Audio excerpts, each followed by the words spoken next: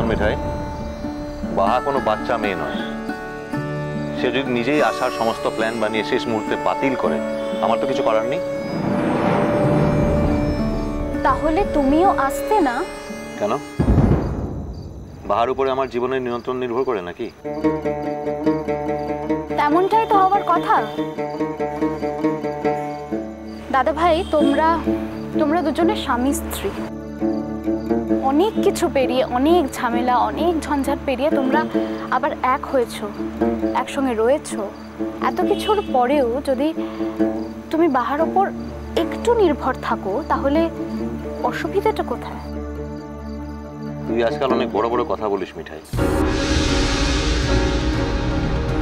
বারে, এত বড় হয়েছি, এক বাচ্চার মা হয়ে গেলাম, আর আজও কোনো কথা বলবো না দাদা ভাই। দাদা ভাই, তুমি সবসময় যে কাজগুলো করবে সেগুলো যে ঠিক, এমনটা তো নাও হতে পারে। মানে তুমি সবসময় যে কাজগুলো করবে সেগুলো যে ঠিক, আমাকে তো এটা নাও, মানে আমি তো এগুলো নাও অ্যাকসেপ্ট করতে পারি। এগুলো যে আমায় অ্যাডমিট করতেই হবে তেমনটা তো নাও হতে পারে। এত ঝামেলা ঝঞ্ঝাটের কি আনছে মতো বুঝতে পারছি ক্লা। বড় মিয়া এখানে আসতে চেয়েছে, জামাই বাপ নিয়ে এসেছে। বাহার আসার কথা আনছে, অফিসের কাম আনছে, কিসে যাবে? আসে লাই। এখন কি অসুস্থ মিয়াকে ছেড়ে ও চলে যাবে? তা বাদে বাহা ছাড়া কি মোর জামাই এখানে থাকতে পারে কালা কি? দেখো মা, একা নিশ্চয়ই থাকতে পারে, 1000 বার থাকতে পারে, কিন্তু দাদা ভাই আমি একটা জিনিস না কিছুতেই বুঝতে পারছি না। মানে তুমি তোমার আগের স্ত্রীকে নিয়ে এখনকার স্ত্রীর বাপের বাড়িতে এসে থাকছো, মানে এটা কি করে পসিবল? মানে আমি তো বুঝতেই পারছি না। বুঝবি কি করে? না বোঝারই কথা। তোর জীবনের বৃত্তটা তো আর এত বড় নয়, খুবই ছোট। তাই নিজের চারপাশে চোখ বুলিয়ে ভালো করে দেখিস। তা না হলে কলকাতায় বিয়েটা ভেঙে গেল বলে সোজা পলাশমণি পালিয়ে এসে প্রকাশকে বিয়ে করতে যেতিস না। ভুল তো সবার জীবনেই হয় দাদা ভাই, তোমার জীবনেও হয়েছে। তা না হলে তুমি কমলিকাদির মতো একজন মেয়েকে বিয়ে করতে গেলে কেন? ভুল করেছিলে না? ভুল করেছিল বলেই তার সংশোধনও করেছো, বাহাকে আবার বিয়ে করেছো। আমিও সেরকমই একটা ভুল করে ফেলেছিলাম, আর ভুল করেছিলাম বলেই তার সংশোধনও করেছি। দাদাভাই, প্রকাশকে আমি আমার জীবন থেকে বাদ দিয়ে দিয়েছি। অবশ্য আমার আবার নতুন করে কাউকে খুঁজে তাকে বিয়ে করার প্রয়োজন হয়নি। তুই কি বলতে চাইছিস বলতো? আমি ভেবেছিলাম আমি যেটা বলতে চাইছি সেটা তুমি অন্তত বুঝবে, কিন্তু দাদাভাই বাহা তো তোমার সব থেকে কাছের মানুষ, আর আমি যখন বাহাকে এতটা বুঝতে পারছি সেখানে তুমি বাহাকে কেন বুঝতে পারছো না?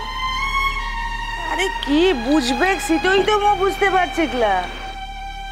ও তো বাহা বিটিয়াকে নিয়ে আসতে চেয়েছিল, সে নিজে আসে ক্লাই। কোথার কথা বলছি, একটু মানুষ লাভ আসতে পারে মিঠাই।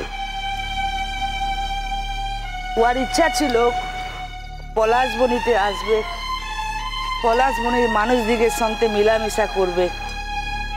ওর শেষ ইচ্ছাটা তো পূরণ করবে ক্লা কি? না না, তুই আমাকে বুঝিয়ে বলতো তুই কি বুঝেছিস, আর আমি যেটা বুঝিনি সেটাও আমাকে বুঝিয়ে বল। দেখি তুই কত বেশি বুঝিস। তা খানিকটা বুঝি দেখা যাচ্ছে, তা না হলে তুমি আমাকে জিজ্ঞেস করতে না যে আমি কি বুঝেছি। দাদা ভাই, তোমার একবারের জন্য মনে হচ্ছে না না যে বাহা তোমাদেরকে একা থাকার সুযোগ করে দিচ্ছে? যদি করে দিয়েও থাকে সে তার নিজের ইচ্ছেতে দিয়েছে, আমি তো কিছু বলিনি, আমার তাতে কোনো হাতও নেই। আমি তো কখনো বাহাকে নিজের ইচ্ছেতে চালিত করিনি। দাদা ভাই, তোমার উচিত ছিল বাহাকে সঙ্গে করে এখানে নিয়ে আসা, তা না হলে কমলিকাদিকে নিয়ে তুমি এখান থেকে তো চলে যেতেও পারতে। তাও যদি না হয় তুমি কমলিকা দিকে আমাদের কাছে রেখে একা ফিরে যেতে পারতে। তো কেমন কথা বলছিস রে মিঠাই? মানুষের মন কখনো এত ছোট হতে পারে? এমন অসুস্থ মিয়াকে ছেড়ে চলে যাবে? এমন শরীর খারাপ মিয়াকে নিয়ে একা যাবে কেমন করে? বাহা গুসা করেছে, ভুল করেছে। এই সময় তো গুসা করার সময় লয়। ওর জামাই বাপ ঠিকই করেছে। তথ্য থাকলে এমন কথাই বলতো। বাহা বিটিয়া যেটা করেছে সেটা ভুল। নিজের দিদি এসেছে, ওয়ার সঙ্গে আসা উচিত ছিল। কঙ্কামা, তোমরা এই কথাগুলো কি করে বলছো? আমি সত্যিই বুঝতে পারছি না। বুঝতে পারবি না তো, কারণ তুই নাগরিক সভ্যতা থেকে বেরিয়ে এসে বৃহত্তর জীবনে পড়েছিস বটে, কিন্তু নিজেকে সেই জীবনের সঙ্গে পুরোপুরি যুক্ত করতে পারিসনি। তাই আমার কাছে যেটা ন্যায় ধর্ম মনে হয়, তোর কাছে সেটা অন্যায় অধর্ম মনে হয়। দাদা ভাই, আমি চিরটা কাল একটাই কথা জেনে এসেছি, আর সেটা হচ্ছে কারোর ওপর ন্যায় করতে গেলে অন্য কারোর না কারোর ওপর অন্যায় করা হবে। এটাই হয়ে এসেছে চিরটা কাল, আর এখনো এই একই জিনিস হচ্ছে। দাদা ভাই, তুমি কমলিকাদির ওপর ন্যায় করতে গিয়ে বাহার ওপর কিন্তু অন্যায় করছো। আমি কোনো অন্যায় করিনি, আর এই ব্যাপারে তুই একটাও কথা বলবি না। আমি তোর কাছ থেকে কোনো সাজেশন, কোনো অ্যাডভাইস আর কোনো নীতি শিক্ষা চাইনি। দাদা ভাই, মানুষ যখন অন্ধ হয়ে যায় তখন সে কিছুই দেখতে পারে না, অনেক সময় সে কিছু শুনতেও চায় না। তবু আমি আমার বলাটুকু বললাম। আমি জানবো যে আমি আমার কাছে পরিষ্কার। তুই কি চাইছিস বলতো? এমন অবস্থাতে বিটিয়াকে নিয়ে উইকা চলে যাক নাকি? কঙ্কামা, আমি চাই দাদা ভাই যাই করুক না কেন তার সঙ্গে বাহা যুক্ত থাকুক। আরে বাহা যদি লাশ উহাকে কি ধরে বেঁধে নিয়ে আসবে? একটু সামান্য কথা নিয়ে এমন করতে লেগেছিস। শোনো দাদা ভাই, এই কথাটা তো ঠিক যে তুমি যতই যাই বলো, এখানকার প্রত্যেকেই যে যাই বলুক, কমলিকাদিকে কিন্তু বাঁচানো যাবে না। মিঠাই, কোন কথা বলিস না রে? মো মা মিয়ার মরণের কথা কেমন করে শুনবো বলতো?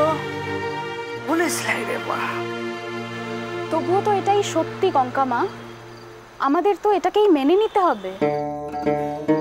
তুই কি বলছিস বলতো? বল বল, খুলে বল। দাদা ভাই, কমলিকাদি কিন্তু থাকবে না, থাকবে বাহা। আর সেই বাহাকে তুমি শেষ পর্যন্ত ধরে রাখতে পারবে তো? এই কথাটা বলে তুই কি বোঝাতে চাস? দাদা ভাই, আমি বলতে চাইছি যে কমলিকাদির বাচ্চাকে তোমরা অ্যাডপ্ট করবে, আর সেই বাচ্চাকে অ্যাডপ্ট করবে বলে বাহা ডিসাইড করেছে যে তার নিজের কোনোদিনও কোনো সন্তান হবে না। ঠিক আছে, এতটা বুঝলাম, কিন্তু এরপরে কি? দাদা ভাই,